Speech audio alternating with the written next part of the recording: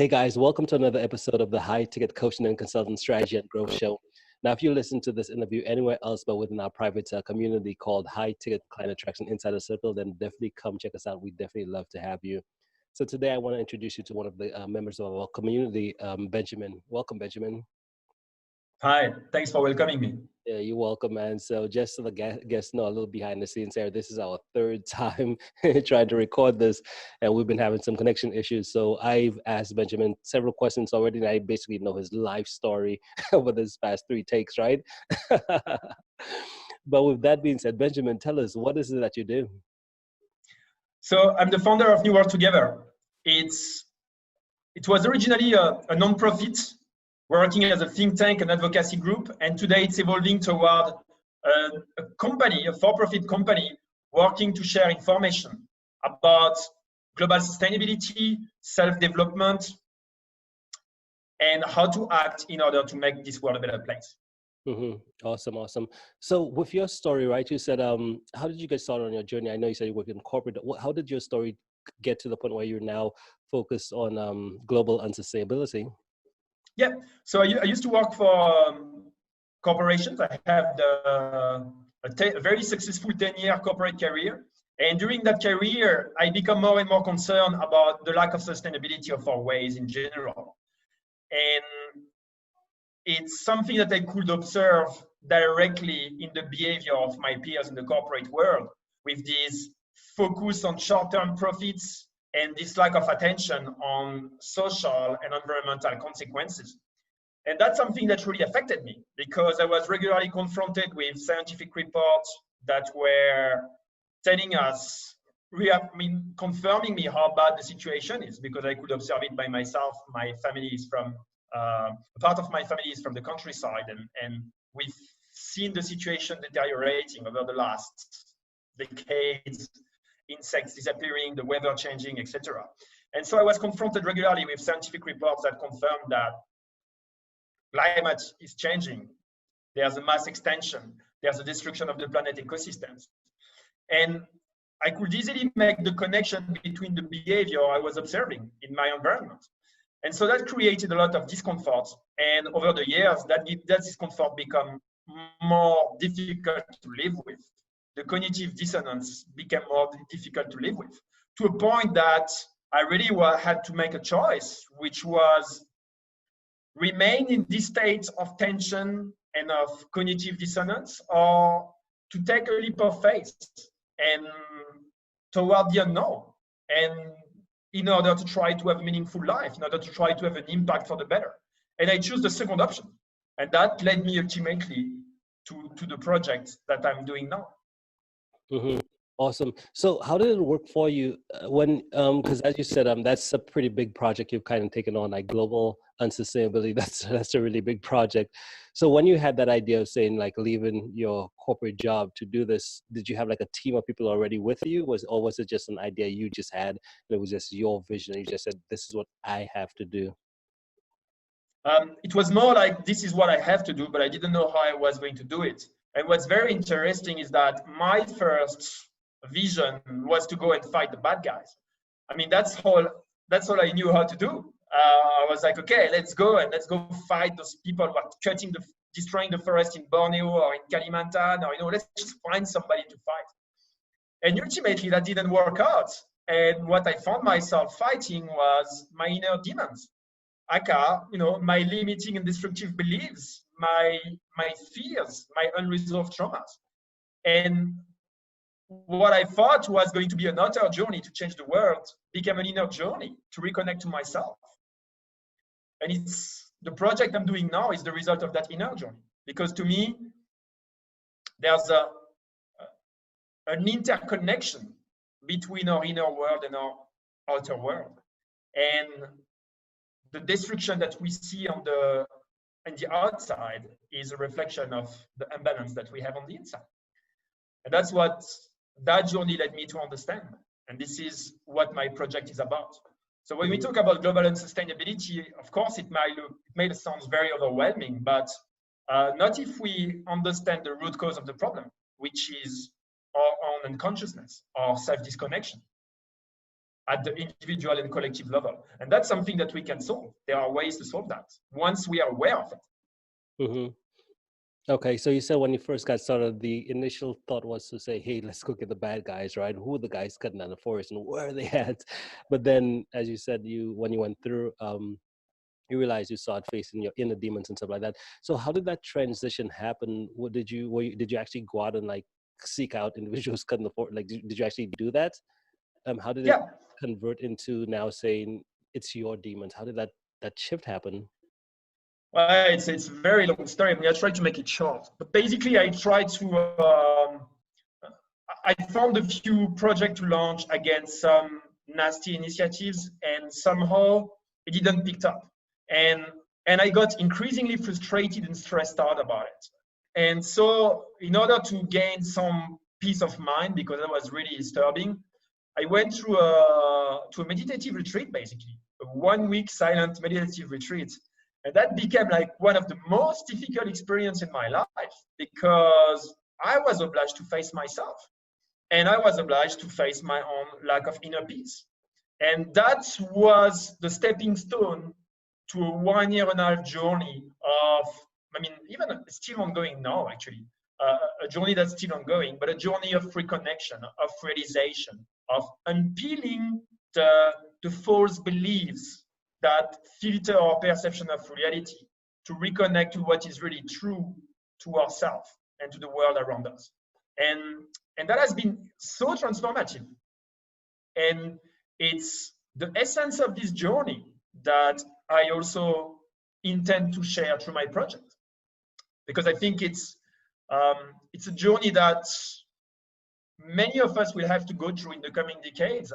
As you know, there's something about being unsustainable on the surface of the globe. It means we cannot continue our old ways. Change is not an option, it's an obligation. And whether we accept to change out of goodwill, or we are forced to change because we trigger catastrophic events, is up to us. But to me, we can change out of consciousness and goodwill. And this is that change that I want to promote. Mm-hmm. So with that meditation retreat you went to, how did you? Because did you start off like in a type of meditative, like type of spiritual type of passage, or were you more like, hey, let's see what's happening in the world? Like, how did that? What got you to the that meditation retreat? Because it didn't seem like you were just a guy who just say, you know what, things aren't working, let me go meditate. Or were you that? Yeah. No, I was actually, it was really interesting. I was with my psychologist, my therapist, and I was sharing my frustration and my stress. And she's like, "Why don't you go to a meditative retreat that could really help you?" And I kind of had that in the back of my mind, but it's something that I was always pushing away. I always had a good reason not to go. And that time I realized that meditative retreat that she was telling about was happening in the next week, and I happened not to have anything to do at that moment. So I felt, okay, let's go live that experience and let's see what happened. So I went there really not knowing what was going to happen. I was really not expecting the result that came out. Mm-hmm. What were you, just like open-minded? Were you like a bit skeptical? What were you when you were in that place? Oh, very skeptical, very skeptical. And when I arrived, my first idea was, I'm going to be with all these hippies and these guys who are disconnected from reality. And I would say all my stereotypes were challenged in the process. Mm-hmm. And it was only the beginning of the process, because that triggered an inner transformation that is still taking place until today. Mm-hmm. And so, yeah, it was really was an amazing beginning of an amazing journey. Yeah. So I know of most individuals who do get into maybe say meditation or something, it's typically like, hey, I went to a retreat. I did it for like maybe, I tried it one time and it was a great experience, but that was about it. So with yourself, is it something you said you went and after you did it, is it something you continue doing, or what's the difference? No. So I never had another meditation retreat. But to me, because I went there with, in the back of my head, looking for solutions to solve world problems. So I was not only going there to deal with my anxiety issues and my inner issues. I had bigger ideas, and what I found there was what looked like a key, or a key that could be shaped to solve the world problem that we have to deal with. And that was for me the very exciting part, is that suddenly there was something else to do than to just go out and fight the bad guys. There was another tools that could be shaped. And the process that followed was about shaping that tool, getting access to this knowledge that will allow coherence, that will bring coherence to the chaos that we are experiencing collectively at the moment. Mm-hmm. Okay. And you said when you went to that retreat, you said it was kind of like one of the most difficult things, challenging things as far as mindset wise. How long was the retreat? Was it a weekend? Was it a week? How long was that? It was a full week. Mm-hmm. So a full week, silent retreat. And it's a Balinese healer that did that retreat. And that retreat was particularly oriented towards self-healing. So it was really about, it was separated in three parts. The first part was about sharpening our perception. The second part was about going inside to heal our blocked, or unconscious blocked. And the third part was about consolidating the healing. To me, it had a huge impact. But again, I think everybody reacts differently to this type of stuff. For some people, it will be a very little impact or no impact. For some other, it is massive. There's not really a rule. We are all different. So what works for me may not necessarily work for somebody else. This is what started my journey, for sure. Yeah. And the reason I'm asking all these questions too is because at 8, which is in a couple of minutes there, I'm starting my own meditation. Okay. For meditation class, so I'm trying to figure out what do I expect here. I'm really not sure. Right? There are really different forms of meditation, but ultimately it's a tool for self-reconnection. Mm-hmm. Let's see it that way. We tend to live life where we are very externalizing. We don't spend much time inside, and meditation is a tool to allow us to look back inside. Yeah. And I think for that, it's a great thing, because in my views, we need it strongly. Mm-hmm. Love it. So you're in Indonesia right now, right? Yes. Now your accent doesn't sound like you are from Indonesia. Where are you from originally? I'm French. You're French? Yes, I'm French. And my accent, I think, is not good at hiding my, doesn't make my origin a secret. Yeah. Actually, I was just talking to one of my clients. He's in Paris right now. So pretty cool. So, okay. So the meditation retreat happened. Now, after that happened, tell us about your company now. Tell us how that got, in a sense, founded. So I went through, to be honest, after the meditation, I went through a period of crisis, because the realization I had after this meditation were very confusing. They were very ungrounding. It took me about a year and a half to be able to really make sense of what's happening to me. And it took me another year to create the project. So following that meditative retreat was first a period of, a roller coaster and a personal crisis, which was about making sense of everything that I was realizing and being able to live with it, which originally was not easy. Hang on. So you said, so after you took the meditation, it was a roller coaster.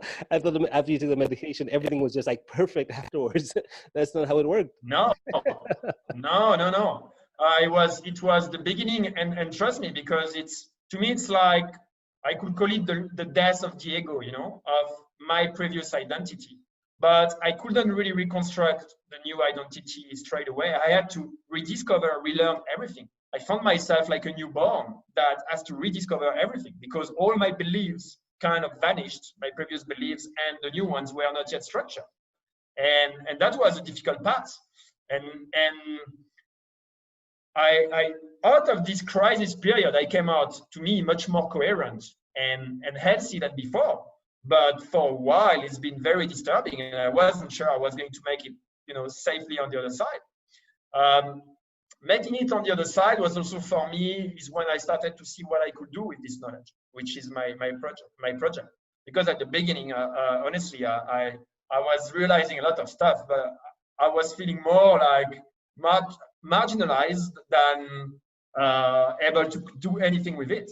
It was a bit too big for me and for the people around me. So it took me it took me time and a lot of inner work to be able to ground it in ways that are coherent, that are audible for the people around me. So it's been an intense journey. It's a long story. I'll tell more about it, but yeah. Mm-hmm. Awesome, love it, man. So in essence, so what's the mission? Because you said you went to, what do you call it, infopreneurship? Is that what you called it? Yes, basically, yeah. Mm-hmm. Well, tell us about that. So basically, I'm putting together programs that will help people there will be 3 different branches in my project. One is really fully oriented about sharing knowledge for free, making it accessible to everyone. The second part is about programs of self-reconnection, sense-making, and meaning. It's for personal development, for people who targeted for people who have been successful but haven't found happiness. Because like me before, they haven't found meaning in their lives. And another part will be about programs to empower people who want to make a difference for the better. So that's the type of people who want to go and fight the bad guys, think that the solution is gonna be about going in the streets and complaining and stuff. So I want to give them the knowledge that will allow them to have a positive impact toward a positive vision for the future. So there's really 3 different paths. One about sharing knowledge, one about empowering individuals and reconnect them to themselves, and one about empowering change makers toward a positive future. Mm-hmm. And where are you at in terms of this project right now? Is it in the beginning stages? Where are you at with it? I'm at the right now. I would say the beginning of this project, because that's an evolution of the previous project. So right now I'm putting together the programs, reshaping the website, and reorganizing the team in that direction. Mm-hmm. Are there any new team members? What type of people are you trying to attract to your company? People who have the ability to think differently, who have the courage to engage into such cause, and who are willing to learn and evolve, basically. Mm-hmm. Awesome. And you said you have several team members right now, right? Yes. How did you find those individuals? Did you just share the vision with them and they saw it and they came to you? How did you find them? Yeah, something like that, I guess, especially at the beginning, like only people who were in a way crazy enough to accept such a vision came. So I found people like that were believing in that and wanted to engage themselves because they were conscious that we were having problems and that we were in need of change. And I guess with the new strategy, I'm definitely going to attract other people, because now I'm taking a path of entrepreneur. It's going to be much more tangible, because there will be programs to help people. There will be programs to empower people. So that's taking completely different shape now. And I expect to attract other people in the future that I could not attract before with the new strategy and approach that we are putting together now. Awesome. Perfect. Love it, man. So I guess the question now becomes, so tell me, what question should I have asked you, or what else do you want to share? I know we're running short on time here, but what else do you want to share here? No, I guess probably what I want to explain is I understand that for many, global sustainability or global unsustainability is a very abstract notion. And I would like to clarify in very simple terms what it means and what we are addressing as a problem. Global unsustainability basically happens when we human beings all over the globe, regardless of which country we are from, which race we are from, when we extract more resources than the planet can produce sustainably, when we reject more pollution than the planet can absorb sustainably, when we destroy the ecosystems at a faster rate than the planet can repair. And that's the result of global unsustainability. That's what we, in scientific terms, that's when we say that humanity's ecological footprint overshoot the biocapacity of the planet. That, if we continue to do it, is a path towards not the end of the world, but the collapse of our civilization, which could have dramatic consequences. That's the ecological aspect. There are other aspects, social, economical, geopolitical, etc. And I'm not going to explain that. But basically, what I want to add is that if we want to solve this problem, we need to look at the very behavior that creates it. And these very behavior are coming from inside of us. So when we are trying to fix climate change with technology, I don't think we are looking in the right direction, because if we don't look inside and if we don't look at the root, at what creates this destructive behavior, we will not solve this problem. So that's really the message I want to pass. And our knowledge, what we have to bring is the knowledge that will allow us to make this collective and conscious, to understand where this behavior comes from and how we can change it. And I think that's really, to me, the key. And I don't say that technological solutions are useless. I said that they must be backed with human-centered solutions. Awesome, Benjamin. So yeah, that's just the message I wanted to say, because I know some of the notions I'm sharing are a bit abstract. So I hope it helps clarifying. Love it. So if someone wanted to reach out and connect with you, what's the best way for them to do so?